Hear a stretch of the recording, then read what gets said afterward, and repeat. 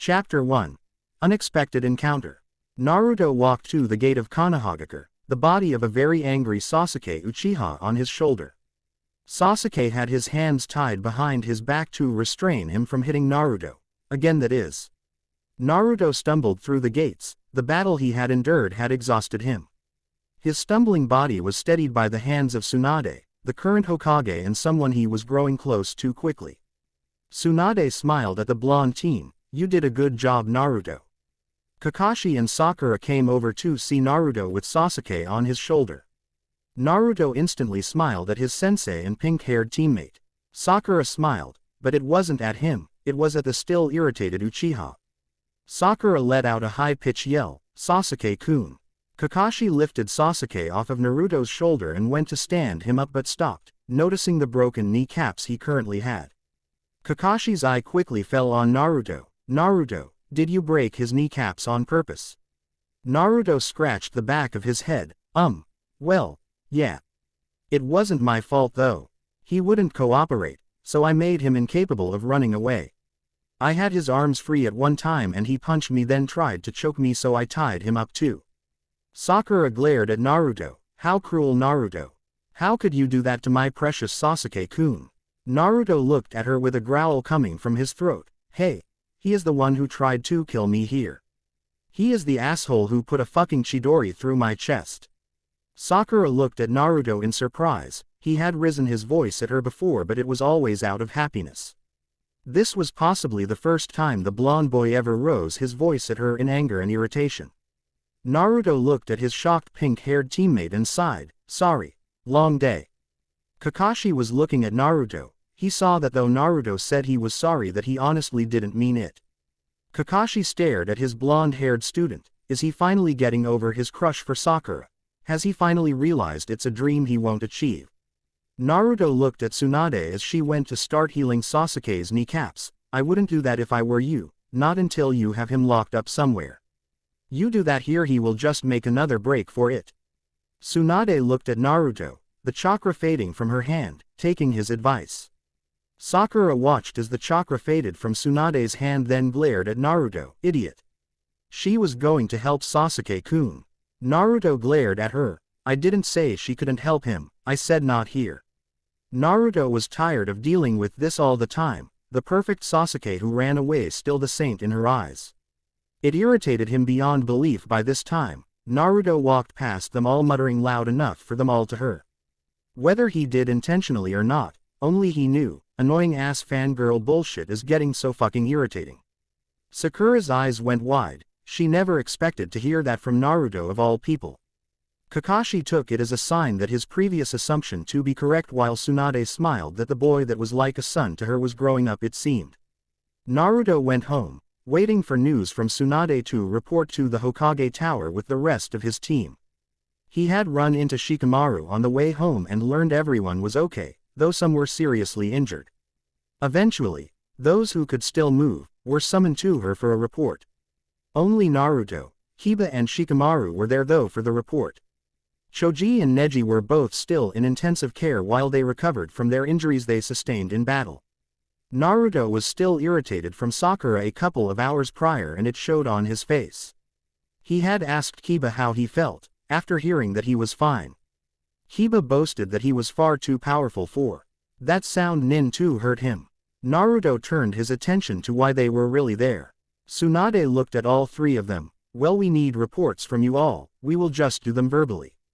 The two Genin and Chunin nodded as they all went one by one through their reports. Kiba went first, then Shikamaru followed by Naruto. When Naruto went through his story, the accounts were being recorded by a third party, getting all the details just like they did with the other two stories. Naruto told them how Sasuke refused to come back, attacking Naruto first with the intent to kill.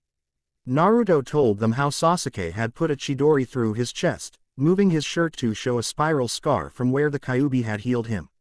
Then he told them how Sasuke activated his curse mark on both levels and Naruto fought back by accessing some of the Kyuubi chakra. The reports were finished then delivered to the council so they could accurately judge what to do with the traitorous Uchiha. When dismissed, Naruto walked through the forest recounting everything that had happened on their trip. He first stopped where Choji had fought that guy who tried to steal their chakra from them. He continued to where Neji fought that guy that used chakra-infused webs to capture and restrain his enemies. Then he got to the destroyed trees where their trap had failed, resulting in the separation from Kiba and Akumaru, who fought the two people they thought was one. Naruto sighed. It was unfortunate that so many of his friends had been hurt during this A-ranked mission. Though that was the risk of an A-ranked mission, you had to face the risk you may die. Naruto knew that well already from their mission in Wave. Naruto continued to where Shikamaru had fought that red-haired teen. Shikamaru's details of the fight were interesting. Naruto had also made a mental note to not piss of Temari. Naruto leapt up onto a tree as he walked on it, then looked around the destroyed clearing. As he walked along the log, he heard a shuffling sound. His ninja reflexes instantly kicked in and he quickly pulled out a kunai. Naruto moved silently towards where the sound came from and found that girl that Shikamaru had fought. Guess she isn't dead. She is tough after hearing what Temari's attack did. Naruto sat on a tree next to the girl and looked at her, debating on what to do. He knew that he should kill the girl or take her back to Konohagakure to try and extract information from her.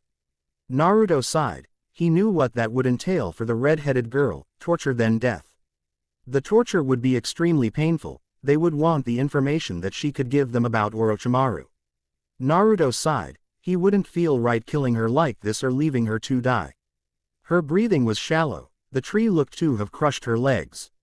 Naruto just stared at her for a moment, then put the kunai away, putting his hands under the log and started to lift it off of her. The feeling of the log being lifted woke her as her brown eyes shot open and looked at the blonde-haired boy. What the fuck are you doing? Her sudden outburst startled the young ninja who was trying to help her, making him almost lose his grip on the log. Naruto looked at her as he held the log above her a little, though she wasn't entirely free yet. I am trying to help you. What does it look like? Tayayu examined him more closely, then realized who he was. Aren't you that shithead that kept yelling about giving Sasuke back? So did he get away? I bet he did. You seemed like a failure. Naruto just looked at her. No, he didn't get away. I brought him back. Though I didn't expect the reactions I got for it. Tayayu rolled her eyes. Ah, is the little fucker not okay with being a hero? Naruto's gaze hardened a little. I will never be a hero in my village. Do you want help or not? I can simply leave you here for the Anbu. They shouldn't be too far behind me. Tayayu looked at the blonde-haired boy, groaning from the irritation that he was being. She really didn't have much choices. Got out and somehow get back to Oto and die. Go to Konohagakure and be tortured then die. Somehow escape with legs she can't fix, and he cursed Seal, taking its sweet-ass time to heal them that way. Tayayu looked at Naruto. What are you planning to do, fucker? Naruto looked at her. I will take you to Konohagakure. Try and talk to Ba-chan about giving you a lighter sentence if you give up the information willingly. Your choice. Either way you'll give up the information on Orochimaru. One way is less painful without dying. Hopefully. The other side is that you get put in an Anbu prison, tortured for information and then executed. Maybe it will be public since you helped the precious Uchiha escape. Tayayu picked up on the venom that laced his words as he said, precious Uchiha. Tayayu smirked at this. Stupid little fucker, if you hate the Uchiha so much, why did you try so hard to save him? Naruto continued to look at her. That was before he tried to kill me by putting AA-ranked jutsu through my chest. Now, you want my help or not? I can smell the Anbu coming this way. Only got about 3 minutes till they are here. Time is running out. Tayayu looked at him, then weighed her options again. The blonde teen was probably correct in his assumptions. She would give up the information if she wanted to or not, though he might be able to make it so she lives. Probably be forced to work at some crappy-ass brothel. Was that really a life worth having though?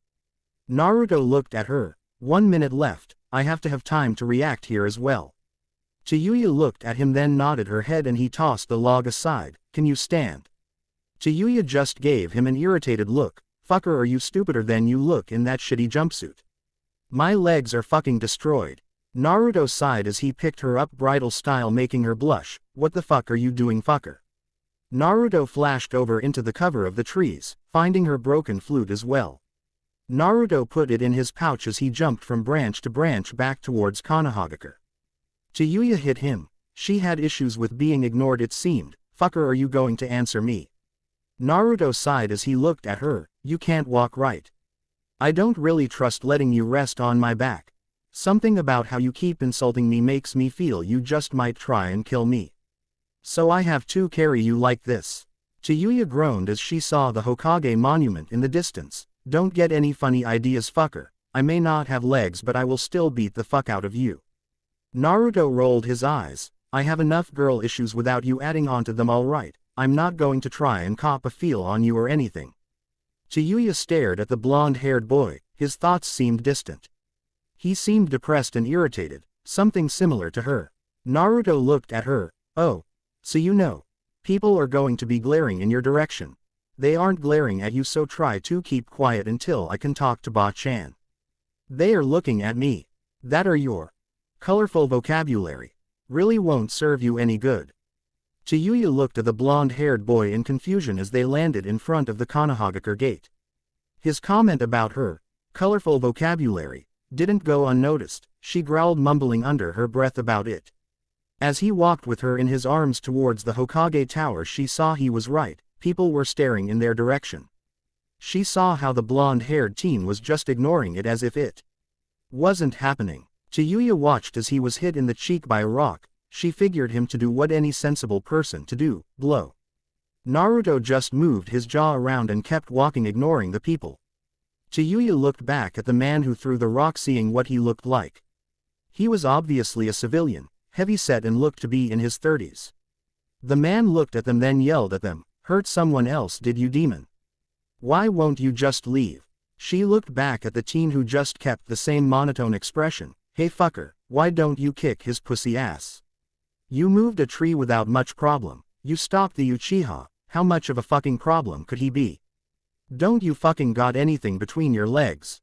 Naruto just kept walking. "Last time I fought back, they tried to burn down my apartment. It's easier to just take the abuse. And I have plenty between my legs, pervert." Tayayu blushed a little. "That isn't what I meant, and you know it, fucker." Naruto smirked a little as he looked at her. "I just meet you. For all I know, you're trying to get me into bed. Maybe I am the one who should have worried about you copping a feel, huh?" Tayayu let out a small growl, then turned away from him.